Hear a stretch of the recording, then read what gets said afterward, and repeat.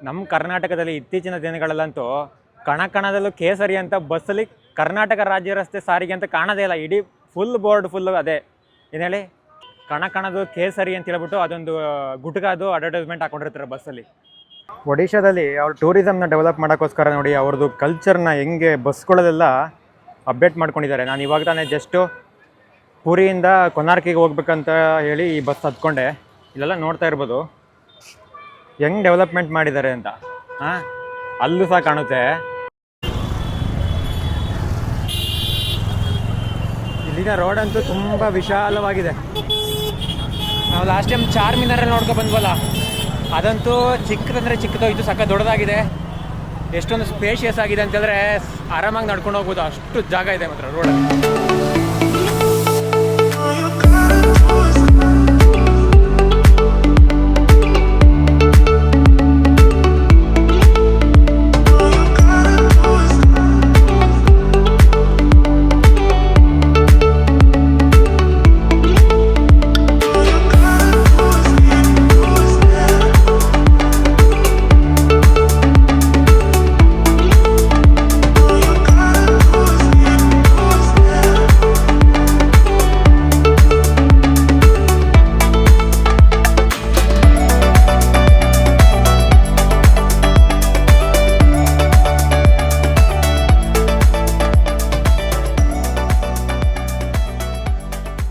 ಮೊದಲು ಯುರೋಪಿಯನ್ಸ್ಗಳು ಇಲ್ಲಿ ವ್ಯಾಪಾರ ಮಾಡ್ತಾಯಿದ್ರು. ಯಾಕಂದರೆ ಈ ಒಂದು ಸನ್ ಟೆಂಪಲ್ ಕೊನಾರ್ಕ್ ಇರೋದು ಇದ್ರ ನಿಯರ್ ಬೈ ಬಂಗಾಳ ಕೊಲ್ಲಿ ಇರೋದು.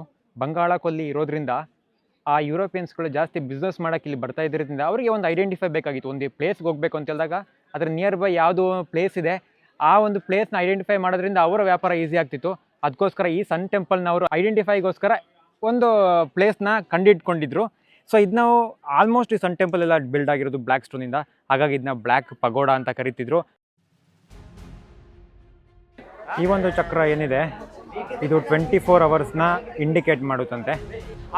ಆ ದೊಡ್ಡ ದೊಡ್ಡ ಪಿಲ್ಲರ್ಸ್ ಏನಿದೆ ಅದು ಒಂದೊಂದು ಪಿಲ್ಲರು 3 ಅವರ್ನ ಐಡೆಂಟಿಫೈ ಮಾಡುತ್ತಂತೆ. 3 × 8 24.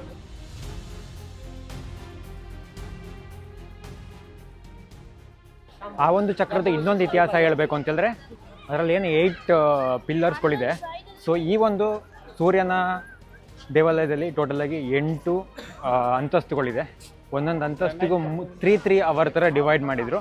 ಸೊ 3 × 8 ಅಂತ ಹೇಳಿದ್ರೆ ನಿಮಗೆ 24 hours ಬರುತ್ತೆ. ಸೊ ಅದೊಂದು ಐಡೆಂಟಿಫಿಕೇಷನು. ಈ ಕೊನಾರ್ಕ್ ಟೆಂಪಲ್ನ 13ನೇ ಶತಮಾನದಲ್ಲಿ ಈಸ್ಟರ್ನ್ ಗಂಗಾ ಡೈನಾಸ್ಟಿಯ ರಾಜ ಆಗಿದ್ದಂತಹ ನರಸಿಂಹ ದೇವ ಅವರು ಡಿಸೈನ್ ಮಾಡ್ತಾರೆ ಈ ಒಂದು ಸೂರ್ಯನ ದೇವಾಲಯನ. ಇದು ಬಂದ್ಬಿಟ್ಟು ಅವರ ಮೇಯ್ನ್ ಆಡಳಿತ ಫೋರ್ಟ್ ಆಗಿತ್ತು. ದೂರದಿಂದ ನೋಡಿದಾಗ ಆ ದೇವಾಲಯದ ಮೇಲ್ಗಡೆ ಟಾಪು ಒಡೆದೋಗಿರೋದು ಕಾಣುತ್ತೆ. ಅಲ್ಲಿ ಮೇಲ್ಗಡೆ ಕೆಲವೊಂದು ರಿನೋವೇಷನ್ಸ್ಗಳಿಗೆ ಆರ್ಕಿಯಾಲಜಿಕಲ್ ಸರ್ವೆ ಆಫ್ ಇಂಡಿಯಾದವರು ರೆಡಿ ಮಾಡ್ತಾ ಇದ್ದಾರೆ. ಅದೇನಾಗಿದೆ ಅಂತ ಹೇಳಿದ್ರೆ ಆವಾಗ ಪ್ರಕೃತಿ ವಿಕೋಪಕ್ಕೋ ಇಲ್ಲ ಅಂತ ಹೇಳಿದ್ರೆ ಇಸ್ಲಾಮಿಕ್ ರಾಜರು ಏನು ಆಡಳಿತ ಮಾಡ್ತಿರ್ತಾರೆ ಈ ಒಂದು ರೀಜನ್ಸಲ್ಲಿ, ಅವರ ಒಂದು ದಾಳಿಯಿಂದಾಗಿ ಇದು ಒಡೆದೋಗಿದೆ. ಬಟ್ ಯಾವ ಕಾರಣದಿಂದ ಒಡೆದೋಗಿದೆ ಅಂತ ಹೇಳ್ಬಿಟ್ಟು ಮಾಹಿತಿ ಇಲ್ಲ. ಇದರ ಹೈಟು ಒಟ್ಟು 200 ಅಡಿ ಇತ್ತಂತೆ ಟೋಟಲ್. ಈ ಒಂದು ಕೆಳಗಡೆಯಿಂದ ಪೆಡಸ್ಟಾಲ್ ಏನಿದೆ ಆ ಒಂದು ಸೂರ್ಯನ ಆ ಒಂದು ಚಕ್ರದ ಪೆಡಸ್ಟಾಲು ಆ ಟಾಪ್ ಗೋಪುರ ಗಂಟನೂ 200 ಅಡಿ ಇತ್ತು. ಆ ಮೇಲ್ಗಡೆ ಪೆಡಸ್ಟಾಲ್ ಇದೆ, ಪೆಡಸ್ಟಲಿಂದ 100 ಅಡಿ ಇತ್ತು. ಇವಾಗ ಇದು 200 ಅಡಿ ಎಲ್ಲ ಒಡೆದೋಗ್ಬಿಟ್ಟಿದೆ. ಈ ಟೆಂಪಲ್ನ ವೈಷ್ಣವ ಟೆಂಪಲ್ ಅಥವಾ ಬ್ರಿಕ್ಸ್ ಟೆಂಪಲ್ ಅಂತ ಕರೀತಾರೆ. ಇದು 1956ರಲ್ಲಿ ಇದನ್ನು ಉತ್ಖನನ ಮಾಡಬೇಕಾದ್ರೆ ಸಿಕ್ಕಾಕೊಂಡಿದ್ದು, ಎಲ್ಲ ಮಣ್ಣಲ್ಲಿ ಊತೋಗ್ಬಿಟ್ಟಿತ್ತು, ಕಾಣೆ ಆಗ್ಬಿಟ್ಟಿದ್ದು ದೇವಸ್ಥಾನ.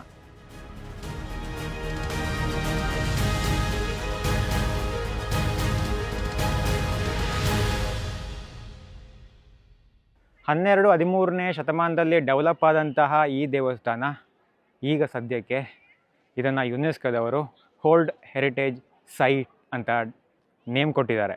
ಇದು ಛಾಯಾದೇವಿ ದೇವಸ್ಥಾನ. ಇದು ಅಷ್ಟೇ 1900 ಉತ್ಖನನದಲ್ಲಿ ಸಿಕ್ಕಂತಹ ದೇವಸ್ಥಾನ. ಇದು ಮಣ್ಣಲ್ಲಿ ಮುಚ್ಚೋಗ್ಬಿಟ್ಟಿತ್ತು. ಇದು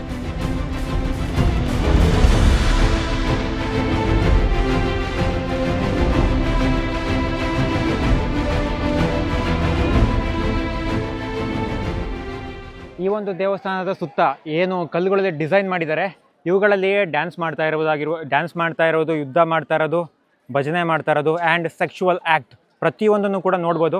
ಇವೆಲ್ಲವೂ ಕೂಡ ಕಳಿಂಗ ಮಾದರಿ, ಅಂದರೆ ಈ ಬಿಲ್ಡಿಂಗ್ನ ಕಟ್ಟಿರೋದೇ ಕಳಿಂಗ ಮಾದರಿಲಿ ಅವರ ಒಂದು ಆರ್ಕಿಟೆಕ್ಟ್ ಕಲಾ ಕೆತ್ತನೆ, ಅದಕ್ಕೆ ಇದು ಅಷ್ಟೊಂದು ಫೇಮಸ್ ಆಗಿದೆ. ಆ ಕಲಾ ಕೆತ್ತನೆಯ ಡಿಸೈನ್ಸ್ಗಳು ಅಷ್ಟು ಚೆನ್ನಾಗಿದೆ.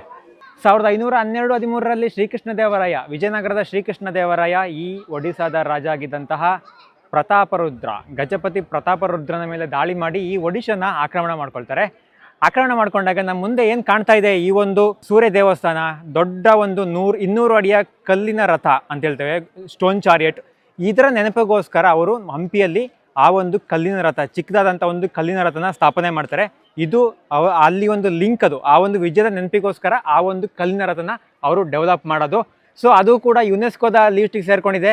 ಈ ಒಂದು ಸೂರ್ಯನ ದೇವಸ್ಥಾನ ಕೂಡ ಅಷ್ಟೇ ಯುನೆಸ್ಕೋದವರ ಹೆರಿಟೇಜ್ ಸೈಟ್ ಎಂಬ ಹೆಸರಿಗೆ ಅವರ ಪಟ್ಟಿಗೆ ಸೇರ್ಕೊಂಡಿದೆ. ಹಂಪಿಯ ಆ ಒಂದು ಸ್ಟೋನ್ ಚಾರಿಯಟ್ ಏನಿದೆ ಅದು 50 ರೂಪಾಯಿ ನೋಟ್ ಮೇಲೆ ಇರ್ತದೆ. ಕೊನಾರ್ಕ್ನ ಸನ್ ಟೆಂಪಲ್ ಏನಿದೆ ಅದ್ರ ಚಕ್ರ ಇದೆಯಲ್ಲ, ಅದು ಎಷ್ಟು ಜನ ಗೆಸ್ ಮಾಡಿದ್ರೆ ನಂಗೆ ಗೊತ್ತಿಲ್ಲ.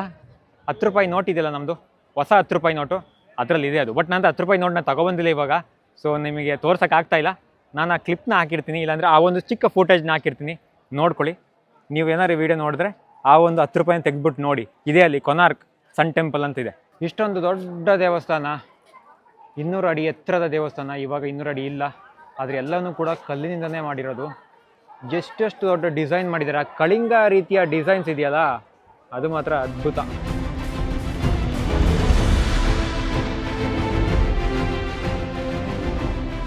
ಈ ಒಂದು ಕೊನಾರ್ಕ್ ಟೆಂಪಲ್ನ ಕಟ್ಟಬೇಕಾದ್ರೆ ಯೂಸ್ ಮಾಡಿರುವಂತಹ ಐರನ್ ಬೀಮ್ಸ್ಗಳು, ನಾವು ಇದನ್ನ ಮನೆಗೆಲ್ಲ ಹಂಚು ಮನೆ ಕಟ್ಟಬೇಕಾರೆಲ್ಲ ಯೂಸ್ ಮಾಡ್ತಾರೆ. ಇದನ್ನ ಪಿಲ್ಲರ್ ಅಂತಲೇ ಹೇಳ್ಬೋದು.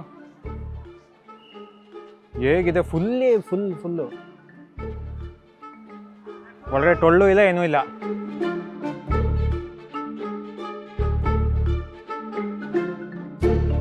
ಈ ಒಂದು ಸನ್ ಟೆಂಪಲ್ ಎಲ್ಲ ಡೆಮಾಲಿಷ್ ಆದಾಗ ಸುಮಾರು ಸಿಕ್ಕಂತಹ ಬೀಮರ್ಗಳು ಇವು.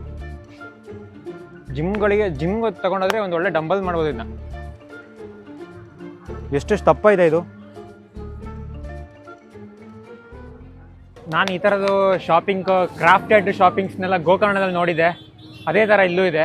ಇವ್ರದ್ದು ಮೇಯ್ನ್ ಜಾಬ್ ಅಂದ್ರೇ ಇದು, ಅಂದರೆ ಪೇಂಟಿಂಗ್ ಮಾಡೋದು, ಬಟ್ಟೆ ಮೇಲೆ ಪೇಂಟಿಂಗ್ ಮಾಡೋದು, ಇಲ್ಲಾಂತಂದರೆ ಅದ್ರ ಬ್ಯಾಗ್ ಮೇಲೆ ಪೇಂಟಿಂಗ್ ಮಾಡೋದೇ ಇವ್ರದ್ದು ಮೇಯ್ನ್ ಕಲ್ಚರು. ಆ್ಯಂಡ್ ಅದ್ರ ಜೊತೆಗೆ ಬ್ರಾಸ್ ವರ್ಕ್. ಈಗ ನಾವು ದೀಪಗಳೆಲ್ಲ ಯೂಸ್ ಮಾಡ್ತೀವಿ, ಇಲ್ಲಾಂದರೆ ಚಿಕ್ಕ ಚಿಕ್ಕ ದೇವರ ವಿಗ್ರಹ ಯೂಸ್ ಮಾಡ್ತೀವಿ, ಅವಾಗೆಲ್ಲ ಒಡಿಶಾದಿಂದನೇ ಮಾಡಿ ತಯಾರಾಗಿ ಬರೋದು.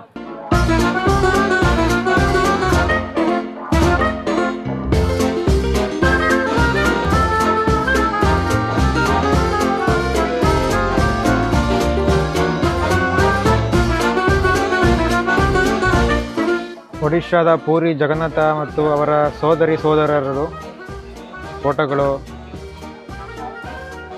Key chains.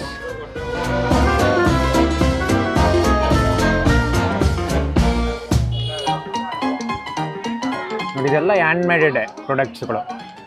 ಇವರೆಲ್ಲ ಇದಕ್ಕೆ ಫೇಮಸ್ಸು. ಇನ್ನೊಂಥರ ಹಿಪ್ಪೀಸ್ ಪ್ರಾಡಕ್ಟ್ ಅಂತಲೂ ಕರೀತಾರೆ. ನೋಡಿ, ಇಲ್ಲಿ ಪೇಂಟ್ ಮಾಡಿದ್ದಾರೆ ಬ್ಯಾಗಿಗೆ.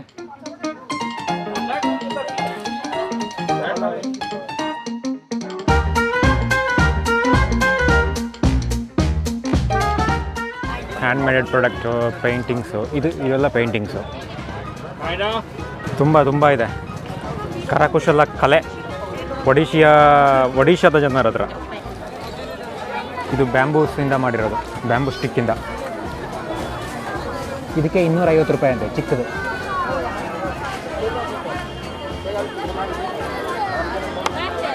ಹೊಸದಾಗಿ ಒಂದು ಟ್ರೆಂಡ್ ಕ್ರಿಯೇಟ್ ಆಗಿದೆಯಲ್ಲ.